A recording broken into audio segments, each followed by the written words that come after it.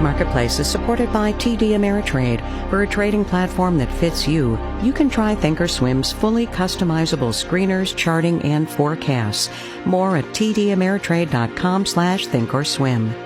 Today on the program, and as much as we can this week, the actual economy, not whatever it is they are doing in Washington. From American Public Media, this is Marketplace.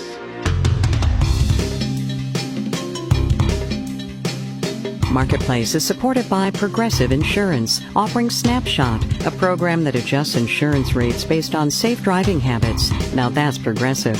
Learn more at progressive.com or 1-800-PROGRESSIVE. And by LifeLock, reminding consumers that cyber criminals around the world keep finding new ways to steal identities. Learn more at lifelock.com/marketplace. And by Fidelity Wealth Management, where advisors work with their clients to develop flexible investment strategies that evolve as their needs change. Fidelity.com/wealth. Fidelity Brokerage Services, LLC. In Los Angeles, I'm Kai Rizdal. It is Monday today, the 12th of October. Good as always to have you along, everybody. Let us turn a blind eye to the will they or won't they game the White House and House Democrats are playing with another economic relief bill. Also, by the way, to the opening statements in Judge Barrett's nomination hearing today, and begin this program instead with what this week will bring in the actual economy. A lot of stuff, it turns out, and among other things, tomorrow and the days to follow will bring a peek inside the books of the big airlines. Delta, United, American, and Southwest will report earnings. And there is a phrase you will undoubtedly hear thrown around as they detail how they are getting through the pandemic. Cash burn. And among the many questions we have is how long can you burn cash when there is so very little of it coming in? We asked Marketplace's Andy Euler to explain. A company's cash burn rate measures how quickly it's spending its financial reserves. The International Air Transport Association says airlines will burn through more than $77 billion during the second half of this year. Brian Pierce is that group's chief economist. Most companies, particularly airlines, just don't have revenues coming in, but they can't get rid of all of their costs at the moment. So they are running down their cash balances in the bank. They are burning cash at a rate of many millions a day. Last quarter, Delta reported a daily burn rate of $27 million. But I just found out that airlines calculate cash burn differently. Yeah, that was news to me as well. Brett Snyder runs the airline industry blog Cranky Flyer. I figured cash burn, it's okay, we had this much cash, now we have this much cash.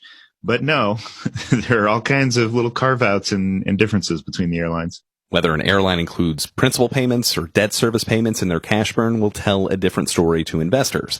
But no matter how the number is calculated, unrelenting cash burn means more debt. Former airline executive and industry analyst Robert Mann puts it this way. You go to the rent-to-own place, buy a bunch of furniture and burn it. Still have to pay for it, ultimately, but you burn it. Expenses don't go away just because people aren't flying. But Jack Hirsch, who follows distressed businesses for S&P Global Market Intelligence, says the airlines are in better shape than they're letting on. They've got almost uniformly more than a year, and in some cases, more than 2 years of running room with cash as it currently stands on the balance sheet before they end up in trouble. That's because before the pandemic hit, the industry was making enough cash to burn. I'm Andy Euler for Marketplace. You want to work from home? Go ahead and work from home. That's the word from a lot of big tech companies. Twitter, Facebook, Microsoft just last week said so. The question, of course, becomes, where is home? Because if people are leaving expensive places like Silicon Valley or big cities on the coasts for cheaper, that lower cost of living is going to be reflected in your paycheck. Marketplace's Kristen Schwab has that one. There are all these tools online that calculate cost of living. You punch in where you live, where you want to live, your current salary, and out comes some magic number that tells you how much your money is worth in that prospective city. Behind that number are a lot of little ones. Ben Faber is an economics professor at UC Berkeley. This is relatively straightforward if you think about prices of two items that are available in two locations. How much is a gallon of gas, a pound of rice, a house? Where this becomes tricky is that a house is not just a physical structure with four walls and a roof on it. A house comes with a neighborhood. It comes with school quality. It comes with the types of neighbors that surround you. Cost of living just assigns a dollar value to stuff. It doesn't capture the unique value we place on how we live. And expectations about how we live are shifting, says Peter Capelli, who directs Wharton Center for Human Resources. He thinks slashing salaries for workers who move is tied to the increasingly outdated idea that compensation should be pegged to location. And yet, this is really kind of the dream of CFOs who think now, here's a way to cut pay by a lot. Because to employees, taking a pay cut to live somewhere cheaper isn't just about the value they place on a white picket fence. It could actually make them feel less valuable as workers. Mary Ann Sardone is with Mercer Consulting. If you have the same person, they're still providing the same value to the organization.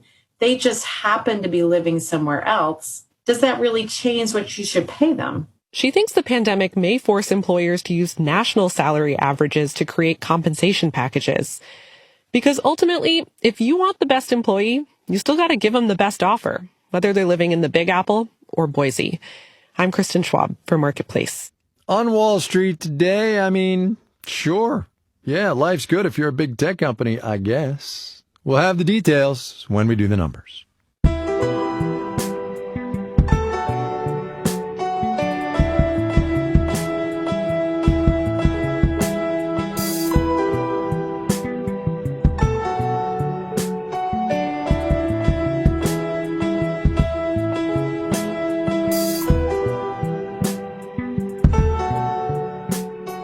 Happens every year, right? The holiday shopping season starts earlier and earlier.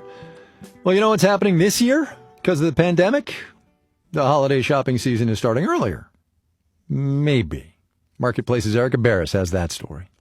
You may give and get presents, but here's something else you probably won't do in 2020. You won't be lining up at 4 o'clock in the morning with thousands of other people. That's the National Retail Federation's Bill Thorne. Instead of crowding store aisles, it's just October and soon you'll be seeing ads for Black Friday sales online. Because of COVID-19, holiday creep is already here. Trini Ahmed with the Yale Center for Customer Insights says the pandemic has changed shoppers' behavior. Companies are taking advantage of the fact that consumers have now gotten accustomed to the idea of product shortages. Supply chain troubles have extended to so many industries now that consumers kind of know that if they see something they like, they should buy it now and not wait. With so many shoppers buying stuff online, retailers are trying to start selling now and avoid delays that could happen if everyone buys everything in the 3 weeks before the holidays. Neil Saunders is an analyst with Global Data. That then becomes a nightmare in terms of fulfilling and delivering all of this product to people's homes. Yes, but we have high unemployment and considerable uncertainty. Third Bridge analyst Nick Shields. I don't think you'll see massive splurges over the holiday season the way you have in the past. And if we do spend, it'll be on stuff for our lives at home, like decorations, cookbooks, and matching pajamas. I'm Erica Barris for Marketplace. Tomorrow morning and every weekday, all you need to know to start your economic day in 7.5 minutes. The Marketplace Morning Report with David Brancaccio and the early crew. Give it a listen.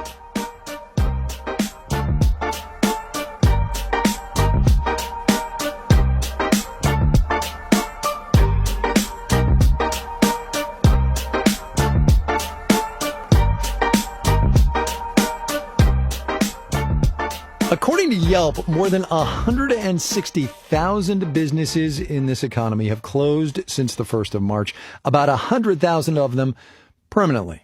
And a lot of the ones that have survived have had to change their ways, relying much more on technology than they ever had before. A tale you will hear in today's installment of our series, My Economy. My name is Elena Navarrete, and I'm the co-owner of La Librería.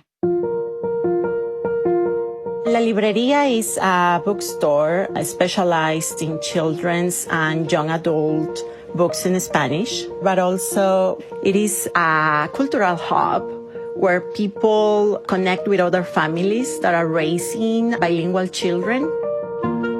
My business partner, Kiara, and I met at the book fair in our children's school, a school that has a bilingual program. So we were very disappointed about the limited availability of books in Spanish in the book fair. So we decided to take action. We started up this business in 2012.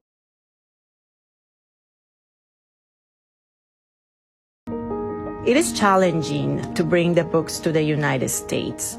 First of all, we have to travel to find the books. So we attend international festivals. We participate in conferences that talk about the book industry.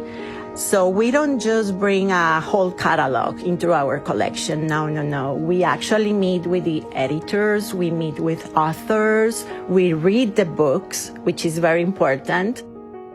What it has been very useful for our business is the in-person experience that we have with our customers, not only in the bookstore, but also we do book fairs in schools. Right now they are closed, right, because of the COVID situation. So we need to find a way to recreate that in-person experience so we can continue providing the same top quality service to our customers. So this had been very, very challenging. So to reinvent our business during COVID, we have done different types of things. For example, our book fairs are now virtual. We also have an online store. We are connecting with the customers through email and over the phone to help them with their book selection. These are tough times for businesses, and I know that keeping my company afloat requires determination and strategy. But I know also that bad times don't last forever. I'm very optimistic about the future.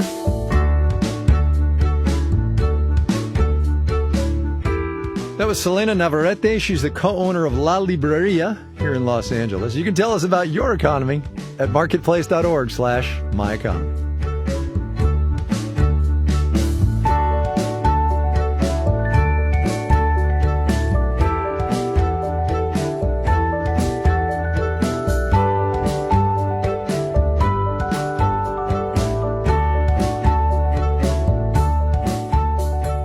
Coming up.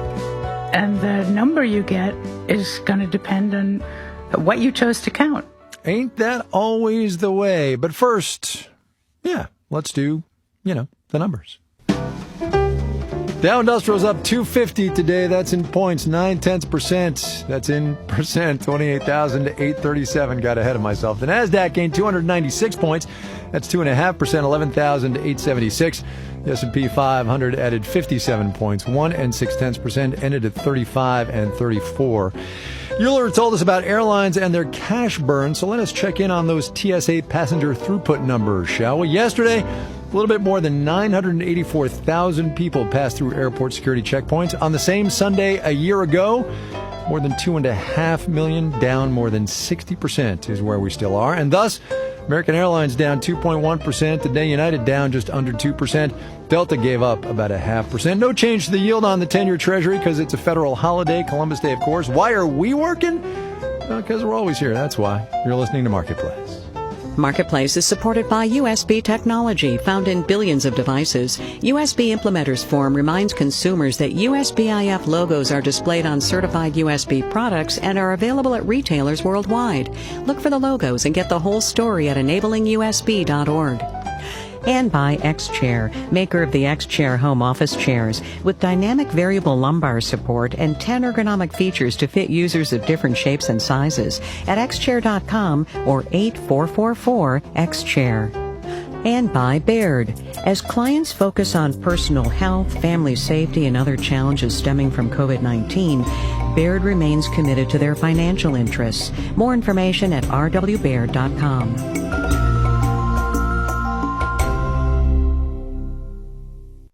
Hours ago, halfway around the world, the day has already begun. Tens of thousands of people in Venezuela. Britain is leaving the European Union. Everyone was just running. People were crying. They were in tears. And we didn't know what was happening. Police kept telling us to move back, move back. The thousands of protesters marched along a route. When you need to know where the world went while you weren't looking. Morning Edition. Listen every morning. Weekdays beginning at 5 a.m. on 88.3 WLIW FM. Hi, this is Alec Baldwin, and you're listening to 88.3 WLIW FM, Long Island's only NPR station. This is Marketplace. I'm Kai Rizdal. We get a big picture look at unemployment every month, as you know, 7.9% for September, the most recent measurement. There is state and city data as well. Neighborhood by neighborhood, though, can be tougher to come by. But some researchers have been able to estimate unemployment down to that hyperlocal level, and they have found places where joblessness is nearly 30%. Marketplace's Jasmine Garst went to one of them. Near the southernmost tip of the Bronx, in the back of a very small, empty Mexican restaurant, Natalia Mendez is scrubbing the stove. This used to be lunch hour at La Morada restaurant. People would line up outside to eat Mendez's cooking. Then the pandemic hit. It was the first or second week of March. I made $500 that week, in 1 week. In order for this place to exist, we need $10,000 a week. Mendez and her family, who own this restaurant, made a decision. Keep selling to anyone who wanted to buy food and give the rest away for free. What little Mendez makes from sales and donations isn't enough to cover her rent. It goes towards other bills. On the first day, in the first hour, she gave away about 200 bowls of soup. The neighborhood's need over the last 6 months has been crushing. It hurts me so much. I feel weak when I talk about it. My throat feels like it's closing. Many in the Bronx have high-risk jobs, like healthcare attendants. Others supported wealthier neighborhoods in Manhattan, cleaning offices or cooking in restaurants. Joel Berg is CEO of Hunger Free America. He says when much of Midtown closed down, their jobs dried up. And so their tenuous living before this, when they were just at the edge of survival, has been destroyed. And now they're struggling just to put even the barest amount of food on the table. Ed Garcia Conde has been documenting life here for the last 30 years for the blog Welcome to the Bronx. Conde estimates that among the people he interviews and those he knows personally, about half have lost their jobs. They've had to move elsewhere. I see a lot of people on the verge of desperation or already at that desperate moment of just, it's taken a toll. We walk past a long line outside a food pantry, St. Anne's Episcopal Church. In my entire life in the South Bronx, I've never seen lines at the food pantry like this. It's lines that wrap down the block, that wrap around the block. People are here standing all day, like from early in the morning. A parked car plays some tropical music, but the faces are sullen. I speak to a few people, elderly who are now in charge of grandchildren, young men who lost their jobs as security guards and janitors. No one wants to talk much, but volunteers say they are getting about 200 people a day, lots of new faces. These are the people who are able to venture out. Others can't. Hello. Sí, con el señor Guillermo Vázquez. El de siempre. Guillermo Vázquez likes to jokingly answer the phone, saying, "It's always been me." We're on the phone because he hasn't fully recovered from COVID-19, which he got in late March. Sentí un dolorcito de cabeza. I felt a little headache, and my bones hurt. He worked as a condo super in New Jersey. His wife was a stay-at-home mom. 2 of his daughters were in school. When he got sick, he couldn't breathe. Como sacar un pez. As if I were a fish that had been taken out of water. This is how I felt.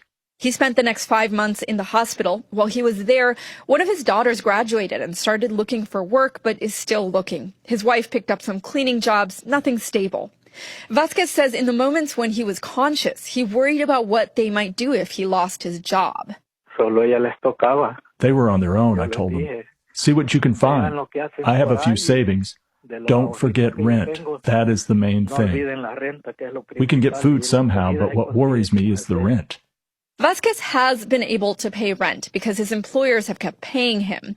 But they've been calling to ask when he can come back to work, and he's worried those checks might not last much longer. Vázquez has to stay home for the foreseeable future. His lungs are damaged. His hands get strange cramps. He's tired. When it gets to be too much, he goes on YouTube. I like to travel the world. I go to Chile, I go to Argentina, I go to Venezuela, I go to Spain. He dreams of going, but for now, he has to stay and catch his breath. In the Bronx, I'm Jasmine Garst for Marketplace.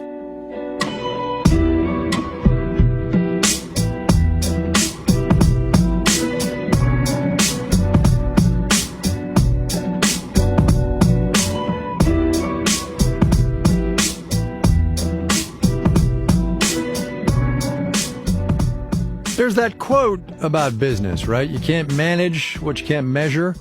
And we measure things all the time in this economy, unemployment, GDP, lots of stuff. But really, the numbers themselves are only part of the story. The other, maybe more important part is how you got there. Deborah Stone writes about this in her new book. It's called Counting: How We Use Numbers to Decide What Matters. Thanks for coming on. Thank you, Kai. Could I start with the very, very beginning of this book? I'm sure there's a name for whatever this page is in the book, but you put two quotes up there, two definitions of the word to count, obviously to tally, to add up. The other one, more relevant, I think, to this book is to matter, to be considered. That is, in a sense, what you're trying to do in this book, right? Explain the meaning behind counting things. Exactly. And the point is of putting those two definitions together is that they're tightly related. In fact, in every language I know, and I've asked people about, the verb to count has both these senses of tallying up things and being important. So counting is a way that we decide what's important. Which gets to a thing you actually say at some point in this book. I forget exactly where, I apologize. You say numbers are not facts, which is a tad counterintuitive, I think, yes? Absolutely. I think in this era when people are questioning science and reality, at least those of us who still believe in science and reality, think that numbers are truth meters. And I'm here to say that numbers aren't really objective. They're human judgments. Say more about that, would you? And we should point out here, you are a political scientist by training. You've written books on political science, and you've applied your learnings to that field.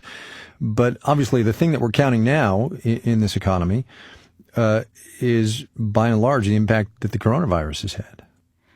Right. When you want to measure or count anything, you have to decide what counts in the category that you're counting. So let's say you want to count how many people have died of COVID. Do you count only people who had a positive test before they died? Do you count people who died at home and they had a fever and a cough and trouble breathing, but they never got tested, so we don't know if they had COVID? So those are classification decisions you have to decide in order to decide how many people died.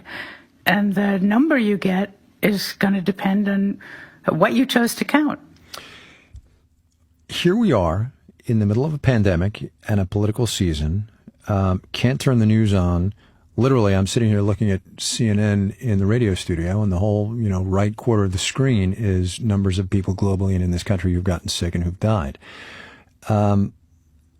How can we become better interpreters of those numbers, of all this counting that is happening right now? I think the important thing is to realize that we can't resolve moral dilemmas and political conflicts with numbers. We have a history of trying to do that, starting with counting slaves as 3/5 of a person in the census that was written into the Constitution. To answer your question, we can use numbers better if we always ask the question, who's counting? Why are they counting? What decisions did they make to decide who's in and who's out? Counting is fundamentally political, and when we use numbers to decide what's the right course of action, we need to focus on who's being affected and how by the way we count. Deborah Stone is a professor emerita at Brandeis University. Her most recent book out this year is called Counting: How We Use Numbers to Decide What Matters. Thanks very much for your time. I do appreciate it. Thank you, Kai. We've got an excerpt online, of course, talks about the history of how we count unemployment in this economy. You can find it at marketplace.org.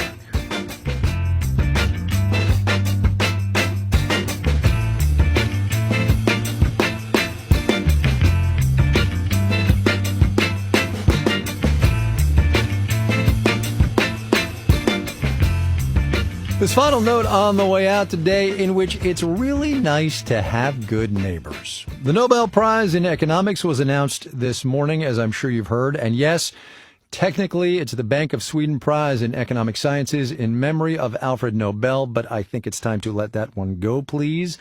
Anyway, it was announced this morning, 2 Stanford University economists won, Paul Milgram and Robert Wilson, for their work on auctions.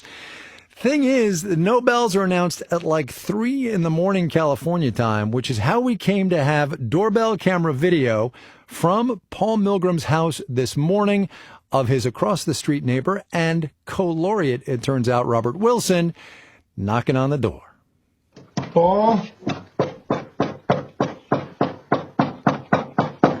Another couple of moments later, Milgram answers through the intercom. Paul? It's Bob Wilson. Yeah. You won the Nobel.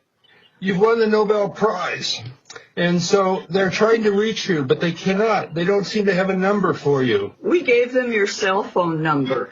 Bob Wilson's wife there, Mary, with the cell phone thing. Best part, Milgram's response. Remember, it was 3 a.m.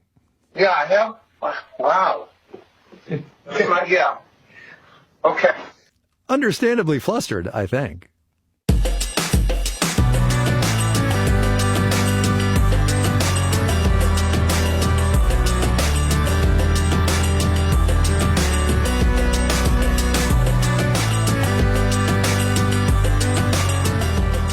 Marketplace is supported by C3.ai. C3.ai software enables organizations to use artificial intelligence at enterprise scale, solving previously unsolvable business problems. Learn more at C3.ai. And by Indigo Ag, believing that investing in agriculture as a nature-based climate solution is an investment in the health of people and planet. IndigoAg.com/carbon support. Okay, we are out of here, but not without your Monday moment of economic context. An article in the Journal of the American Medical Association by 2 Harvard economists, David Cutler, and also the one you probably heard of, no offense, Dr. Cutler, former Treasury Secretary Larry Summers. They have done some analysis of the costs this virus has brought to the American economy. 2 major components, lost health and actual lost economic output. The bottom line number is $16 trillion lost long term. That is about 90% of what this entire economy produces in a year. Breaks down like this, if you're curious, about $7.5 trillion in direct economic productivity losses over the next decade, $4.3 trillion in losses because people died before their time, $2.5 trillion in long-term health impacts, and $1.5 trillion in mental health effects of this whole thing. Our daily production team is Andy Corbin, Alec Pham, Maria Hollenhorst, Sean McHenry, and Daisy Palacios. I'm Kai Risdall. We will see you tomorrow, everybody.